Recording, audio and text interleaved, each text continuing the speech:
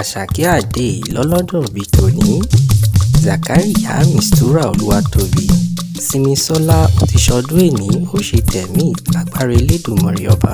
Ìwọ lọmọ Ikoyi ẹ̀ṣọ́ ọmọ adìpele mọ lójú ogun, ẹ̀ṣọ́ Oníkòyí torí ikú tí ò sá ọmọ agbọ̀nyàn, ọmọ tá a bí nílé Ikoyi bí ọ̀gbà ogun bí ògbógun ọdún ní tẹ̀mí yóò sì bá ọmọ ajáwẹ̀yìnwó ní múlé ẹ̀ṣọ́ wù mí, ogun ojoojúmọ́ ní múlé bàbá yín sún mi lọ, ọmọ gbélé ọmọ gbégbẹ́ ọmọ ṣègbẹ́ ṣègboro, ogun bá yín nígbó ẹdolúgbó, ogun bá yín lọ́dọ̀ ẹdìrò ọ̀dàn.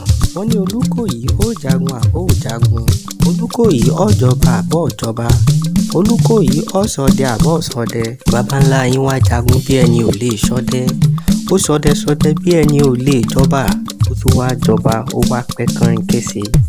Ǹlẹ́ ọmọ Kúdẹ̀tì àbàtì àlàpà, wọ́n bá jà wọ́n bá rẹ́, ọmọ Èkó akéde ìlú ọgbọ́n, arómi sálẹ̀ gbẹlẹ̀gbẹ́.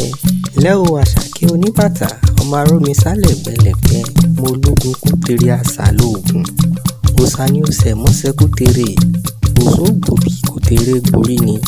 Ǹlẹ́ ọmọ arídẹ̀sọ̀pọ̀ olé, máa fíjú lé wọ́n wọjà wọ́n rí gbẹ̀ńdẹ́kẹ́ ọ̀bùn wọjà rìn ṣíọ̀ṣíọ̀.